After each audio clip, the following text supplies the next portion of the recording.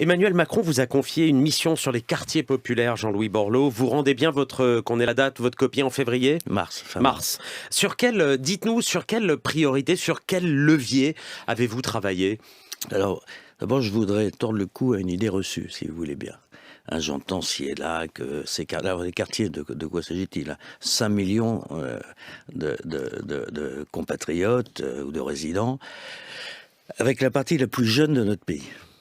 Qui est en train de bouillonner en bien, en très très bien, et parfois en beaucoup moins bien. Bon. Donc c'est un bouillonnement. C'est une partie de la richesse de notre pays.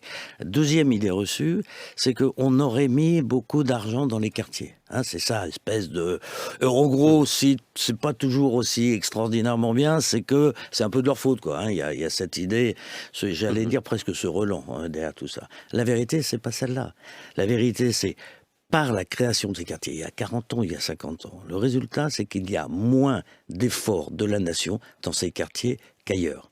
Moins au titre de l'éducation, de l'accès à la culture, de l'accès au sport, à la formation, à la sécurité, accès à la justice, accès à la santé. Il faut faire ce rattrapage. Voilà. Or, ce sont des quartiers d'accès à la République. Tous les 5 ans, 45% de la population change. Les nouveaux arrivants, les centres d'urgence, les centres d'hébergement, ce qu'on appelle les lois Dallot, c'est-à-dire le fait de ne pas laisser des gens dans la rue, ils sont dans les quartiers. On les met dans les quartiers. Et donc, le correctif doit être permanent. Et quand la nation ne fait pas de correctif, à ce moment-là, il y a un petit risque que ça quitte à nouveau le sein de la République. La discrimination positive, tous azimuts.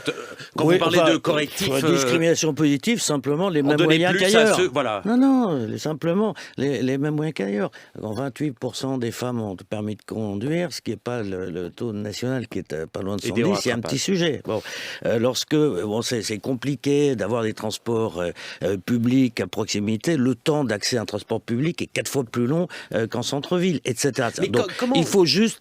Pourquoi il faut ces correctifs ? Parce que c'est la richesse de notre nation, cette jeunesse-là. C'est aussi simple que ça. C'est pas un problème de misérabilisme, c'est pas... On en a absolument besoin. Comment éviter que le rapport que vous remettrez n'atterrisse sur l'immense pile des plans banlieue, Jean-Louis Borloo ? Il n'y a pas d'immense pile, mon pauvre, des plans banlieue. En vérité, mon pauvre. Non, mais c'est amical. Oui, non, ce que je veux dire, c'est que ça fait partie des trucs à tordre le cou. D'abord, moi, je fais pas un plan, moi, je donne un coup de main. Voilà, au président et au ministre en charge, Jacques Mézard, Julien de Normandie, à la demande des élus locaux et des associations. Donc c'est une dizaine de fiches actions. Moi, je souhaite lancer un grand plan de lutte contre l'électronisme, la difficulté de la compétence Internet. Souhaite lancer des digital academies dans chacun de ces quartiers pour que si tu vas pas à l'université vienne à toi. Un coaching, parce que ces jeunes, vous vous rendez compte qu'on en a 98 000 qui sont en bac+3. Au bout de 3 ans, ils n'ont pas de boulot. Pourquoi ? Tout simplement parce qu'ils n'ont pas le réseau. Ils n'ont pas l'accès à l'information. Et on est dans un système de réseautage.